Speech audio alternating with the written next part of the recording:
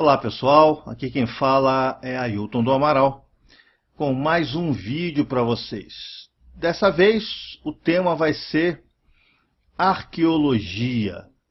Aí vocês podem se perguntar assim, poxa, mas por que arqueologia? Por que o Ailton vai falar de arqueologia? O Ailton conhece alguma coisa de arqueologia? Eu posso não ser um grande conhecedor de arqueologia, mas eu já tive experiência com arqueologia durante o período que eu fiquei em Israel, quando eu conheci um professor universitário lá em Israel que estava escavando as ruínas de Jericó. E eu fiquei com ele durante um bom tempo escavando as ruínas de Jericó, e depois nós passamos para fazer escavações no Egito. Nós escavamos uma região chamada Tel El Amarna, onde ficava a cidade de Aquetaton, a cidade onde o faraó Akenaton fundou, e durante o reinado dele passou a ser a capital do rei do Egito durante o reinado dele. É isso. Então vamos falar um pouquinho aí de arqueologia. Vocês estão vendo aí a bibliografia, conforme eu prometi para vocês no vídeo passado, e a capa da revista Mistérios da Arqueologia, em que eu escrevi um artigo. Eu tenho um artigo escrito nessa revista, que já está nas bancas, né? E eu vou fazer aí um resumo, até um pouco de um resumo, né, do meu artigo, do artigo que eu escrevi nessa revista. Arqueologia é uma ciência social. O seu nome ele vem do grego arque, antigo, e logo, que quer dizer estudo, logologia, né? Ou seja, arqueologia quer dizer o estudo do antigo. Essa ciência estuda o modo de vida das civilizações antigas, estuda a sua história, estuda a tecnologia, usos e costumes. Tudo isso baseado em materiais, construções ou até mesmo detritos, deixados por civilizações antigas e até mesmo contemporâneas. A arqueologia ela não se baseia só em civilizações antigas, ela também enxerga civilizações contemporâneas. Existem todo tipo de especialista em arqueologia. Existem até especialistas que estudam o conteúdo das fezes. Vocês vão dizer assim, puta, conteúdo das fezes, que coisa mais nojenta. São fezes das pessoas que viviam nessa localidade. Com a análise do conteúdo dessas fezes, vocês podem determinar o tipo de alimentação que essa civilização tinha enquanto ela vivia, enquanto ela existia. A arqueologia é uma ciência recente, ela é criada aí no século XIX, inicialmente por pessoas que foram pagas por colecionadores excêntricos de antiguidades. Um exemplo disso é o Lord Carnarvon, que pagou o arqueólogo Carter para fazer explorações lá no Vale dos Reis do Egito, e ele acabou descobrindo o Tutancâmon, aquele faraó famoso que a gente conhece. Se vocês não conhecerem o Tutancâmon, vocês podem dar uma olhadinha lá no meu vídeo sobre o Antigo Egito, que tem lá menções ao Tutancâmon. Essas primeiras escavações elas não foram nem feitas com mentalidade de preservação. Foi mesmo, até o próprio Carter, quando ele lidou com a múmia do Tutancâmon, foi de uma forma completamente grosseira, Ele arrancou a cabeça da múmia, ele fez um monte de besteira, desencaixou a múmia da máscara com o pé de cabra, coisas que hoje não se fazem, mas que antigamente se fazia por falta de recursos, por falta de conhecimento e até mesmo por falta de interesse das áreas governamentais sobre isso. Vocês têm aí, na bibliografia desse lado aqui, vocês estão vendo aí sites que vocês podem recorrer e livros que vocês podem ler. No caso, muitas pessoas veem o trabalho arqueológico como algo romântico, principalmente os que assistiram os filmes do Indiana Jones. O que era o Indiana Jones? Ele era uma mistura de arqueólogo com aventureiro. É o sonho de todo arqueólogo, de toda pessoa que se forma em arqueologia, é ser aí um futuro Indiana Jones. No entanto, a ciência da arqueologia ela é um pouquinho complicada. Não é só você sair cavando e achar as coisas e sair juntando, não é, A arqueologia é muito mais complicada. Existem metodologias, Nós temos primeiro que identificar o sítio arqueológico.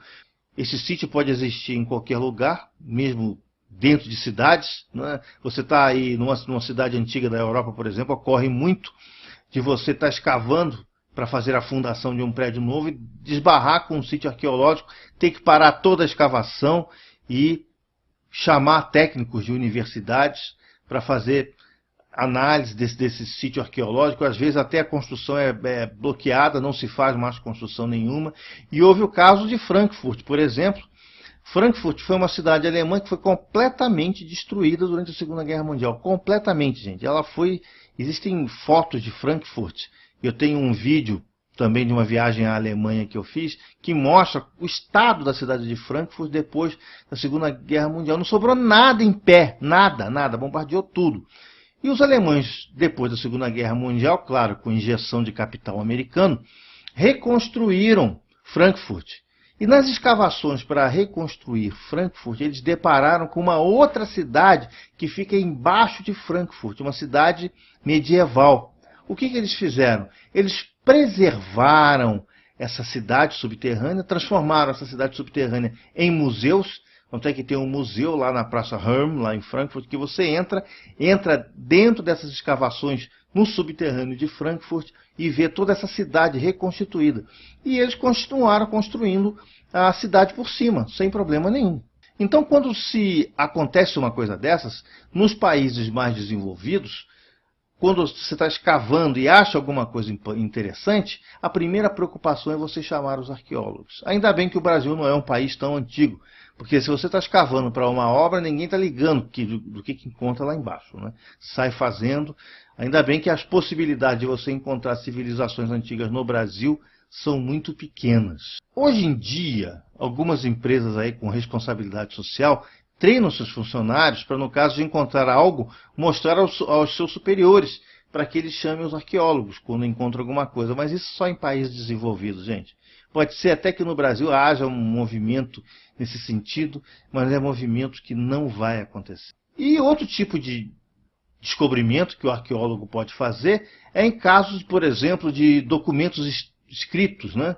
O cara acha um documento que tem lá uma descrição geológica, ou uma descrição geográfica do local, e esse especialista então vai no sítio e procura verificar. E existem coisas, por exemplo, a cidade de Troia, que um tal de Heinrich Schliemann, ele descobriu uma cidade ali nos Balcãs, que ele achou que fosse Troia. E começou a escavar aquela cidade e descobriu que não era uma cidade. Existiam várias cidades, uma embaixo da outra.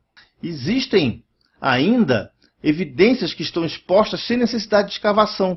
Por exemplo, desenhos rupestres. Os desenhos rupestres, aqueles desenhos achados em cavernas, eles são expostos.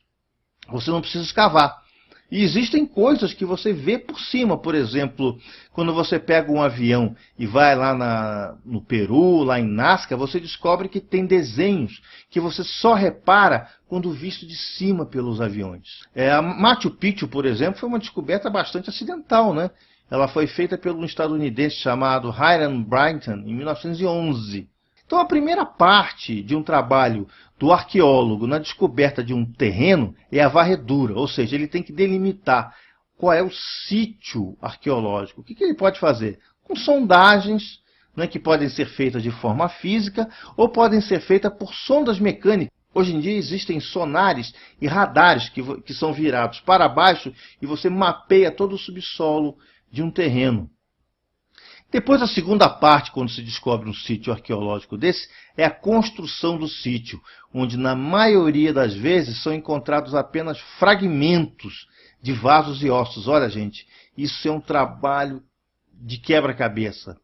Eu já vi pessoas encontrando pedras que pareciam pedras comuns, e na realidade eram pedaços de vasos. Eu vi gente montando vasos com aquelas pedras, uma coisa incrível. Tá um autêntico quebra-cabeça onde as peças não se encaixam direito. É um quebra-cabeça muito mais difícil de se montar. Quais são os instrumentos para escavar? Gente, não é pá, não é enxada, não é picareta. Às vezes você até usa, mas o instrumento é aquela colherzinha de pedreiro, é pincel. O trabalho de escavação arqueológica é um trabalho delicado, Porque se você meter uma pá ou meter uma escavadeira no local, você pode destruir tudo. Então você tem que ir realmente praticamente escovando camada por camada na terra, né? Em alguns sítios há um cuidado até de se peneirar toda a terra encontrada. Nesse sítio arqueológico que eu fui em Jericó, eu fiquei peneirando. Você tem que peneirar, peneirar, peneirar até achar fragmentos de tamanho maior, e chega o especialista e olha para cada fragmento daquele e determina qual que é pedra e qual que não é, que é realmente pedaço de vasos ou outras coisas. Hoje no Brasil há um aumento de investimentos em arqueologia em nosso solo. Portanto, há um grande número de oportunidades de trabalho, gente, para quem quer se iniciar na matéria. Uma perguntinha, um principiante pode se iniciar na arqueologia? Sim, pode. Contanto que tenha alguns cuidados, como, por exemplo, não realizar escavações sem ter conhecimento de regras de segurança do terreno. Gente, regra de segurança é muito importante. Você está escavando alguma coisa, se você não ter esse conhecimento de regra de segurança, de não souber suportar, às vezes, pedaços de terra, criar andaimes, você pode se acidentar. Tome muito cuidado, os principiantes em arqueologia, com a segurança. Sempre, sempre, segurança em primeiro lugar. Um outro requisito para o profissional de arqueologia é ser detalhista. Você tem que ser um detalhista. Você tem que olhar cada pedaço de pedra que para outra pessoa, para um leigo, pode ser uma pedra normal. Não é? Você não é uma pedra normal. É um pedaço de vaso. Né? Então, muito cuidado com o olhar do terreno. Você tem que ter um olhar diferente de uma pessoa comum, de uma pessoa que não seja arqueólogo. Gente, arqueologia é sensacional. Se eu pudesse voltar a trabalhar como arqueólogo, eu voltaria. E hoje no Brasil, vocês podem ver na proposta de níveis de qualificação profissional, que é um documento, tem aí como é regulamentada a profissão do arqueólogo no Brasil. Primeiro você tem que ser auxiliar de pesquisa, depois você tem que ser arqueólogo júnior, depois você tem que ser arqueólogo pleno, depois você tem que ser um arqueólogo sênior. Não é isso? Qual a sequência de uma escavação, por exemplo? Primeira coisa, você tem que localizar o sítio arqueológico. Verificar se há infraestrutura de sobrevivência nas proximidades. Às vezes os sítios arqueológicos estão muito longe da civilização. Você tem que criar infraestrutura perto. Você tem que criar banheiro, você tem que criar locais para água, você tem que olhar não só o sítio, mas as pessoas que vão trabalhar. A infraestrutura que você vai ter que ter nesse sítio arqueológico. Você tem que preparar as instalações auxiliares do campo, que são laboratórios, instalações sanitárias, dependendo da distância, instalações até de pernoite, cama, restaurante. Você tem que depois iniciar a escavação em busca de amostras, você tem que interpretar essas amostras e, baseado nisso, você tem que planejar a continuidade ou não da escavação. Você tem que acompanhar as escavações, você tem que ter diversos profissionais, você tem que ter até historiadores próximos. E depois tem a tarefa de conclusões, ou seja, você tem que analisar todo esse material. Normalmente é feito em loco ou no sítio, ou você pode fazer dentro de universidades ou laboratórios. E depois você tem que publicar. Né? A publicação sempre é muito importante. Né? A minha experiência foi na escavação de Jericó. É uma cidade que já foi escavada por diversas vezes, por arqueólogos famosos, para encontrar as evidências da tal muralha de Jericó. E muitos arqueólogos já encontraram. A minha experiência arqueológica nesse sítio foi em 1988, quando eu fui conhecer esse professor israelense, e nós chegamos depois de uma equipe italiana que já tinha feito algumas descobertas lá. Por experiência própria, eu posso afirmar para vocês que a arqueologia é uma ciência muito interessante. Aí na bibliografia, você tem aí alguns livros interessantes, né? E se vocês acharem que tem mais dúvidas sobre arqueologia, falem comigo, deixem perguntas aí no chat do YouTube, ou mesmo no meu Twitter. Deixem perguntas lá, vocês têm aqui em cima, a minha homepage, o meu Facebook, o meu Twitter, onde vocês podem se comunicar comigo e dar o feedback. E de hoje em diante, tudo que eu falar de assuntos eu vou colocar a bibliografia, ou seja, alguma base, né, de onde eu pesquisei, alguma fonte de onde eu pesquisei, e também uma sugestão para vocês lerem. É isso, se vocês tiverem realmente interesse nisso. Eu vou agora dedicar essa pequena parte para responder algumas perguntas que eu tive de alguns ouvintes, de algumas pessoas que ouvem o canal. A primeira pergunta que me fizeram foi uma pergunta que não tem nada a ver com o canal, né? Por que eu uso essa rodinha grande que está aqui no microfone? Gente, eu estou usando um microfone profissional. Por quê? Porque eu quero melhorar cada vez mais a qualidade do som que eu falo com vocês. Isso aqui, essa coisinha redonda, chama-se filtro anti-pop, ou pop filter. Qual é a função desse filtro? É eu não ficar fazendo aquele efeito. Eu vou tirar o filtro, quer ver? É não ficar fazendo esse efeito assim, ó, no microfone. Que é um efeito que atrapalha muito. E o pop filter ele tem essa função de você não chegar perto do microfone, né? Se você chegar muito longe do microfone, ele começa a pegar som ambiente, e aí eu tenho que abrir muito ganho do microfone, fica complicado. Eu uso então esse pop filter. Não é um pop filter comprado no mercado, porque pop filter custa caro, custa 120, 160 um pedaço de pano com uma madeira em volta. O que eu fiz? Eu fiz isso aqui de forma artesanal. Eu fiz isso manualmente. Se vocês quiserem e tiverem interesse, eu posso ensinar vocês, fazer um vídeo ensinando a vocês como é que faz um pop filter desse aqui. Ok?